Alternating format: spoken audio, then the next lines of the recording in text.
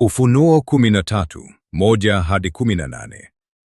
Katika Ufunuo 13:1, Yohana anaona maono ya mnyama akitoka baharini, jambo linaloashiria kuinuka kwa nguvu kutoka katikati ya mataifa mengi ya dunia.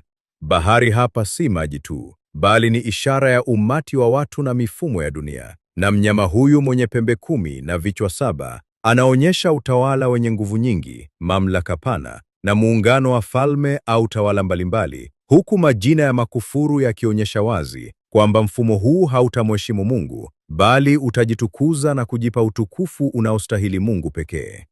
Katika mstari wa 2, mnyama anaelezwa kuwa kama chui, mwenye miguu ya dubu na kinywa cha simba. Picha hii inaunganisha sifa za falme za kale zilizoelezwa katika kitabu cha Danieli, ikimaanisha kwamba mfumo huu wa mwisho utachukua ukali, ujanja na nguvu za tawala zilizopita. Na juu ya yote, joka Shetani humpa nguvu, kiti cha enzi na mamlaka, jambo linalothibitisha kwamba chanzo cha nguvu hii ni cha kiroho na ni cha giza.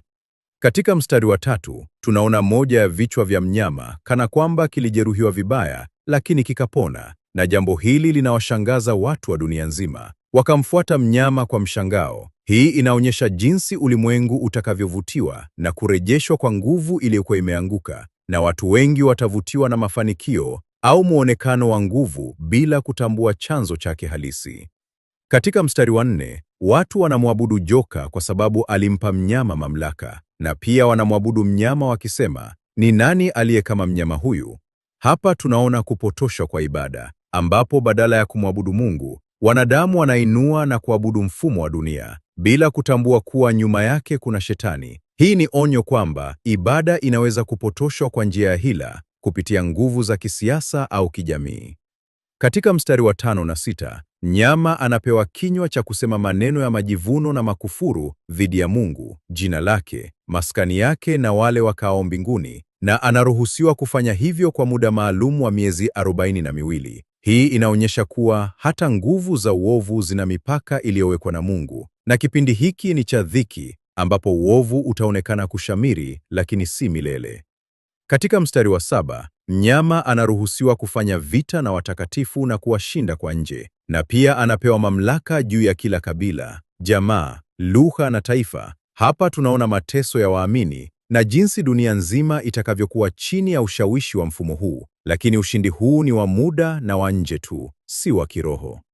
Katika mstari wa 8, wote wakao duniani watamwabudu mnyama, isipokuwa wale ambao majina yao yameandikwa katika kitabu cha uzima cha Mwana-Kondoo. Hii inaweka mstari wazi kati ya wale walio wa Mungu na wale wanaofuata dunia, ikionyesha kwamba wokovu na uaminifu kwa Mungu ndiyo kinga pekee dhidi ya udanganyifu huu.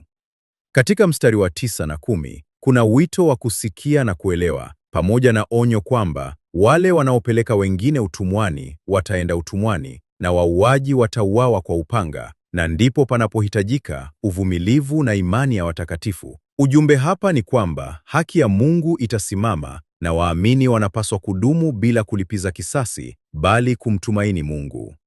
Kuanzia mstari wa 11, Yohana anaona mnyama wa pili akitoka katika nchi, akiwa na pembe 2 kama za mwana-kondoo, lakini akisema kama joka. Hii inaonyesha sura ya unyenyekevu au dini iliyoonekana nzuri kwa nje, lakini ndani imejaa udanganyifu wa kishetani, akiwakilisha nguvu ya kidini au nabii wa uongo atakayewapotosha watu.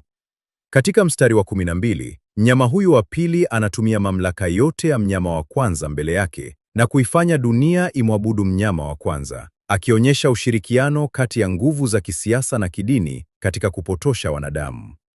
Katika mstari wa 13 na 14, anafanya ishara kubwa, hata kushusha moto kutoka mbinguni mbele ya watu, na kwa njia hiyo anawadanganya wakao duniani. Hii inaonyesha kuwa miujiza peke yake si uthibitisho wa ukweli, kwani hata nguvu za giza zinaweza kufanya ishara za kushangaza ili kupotosha.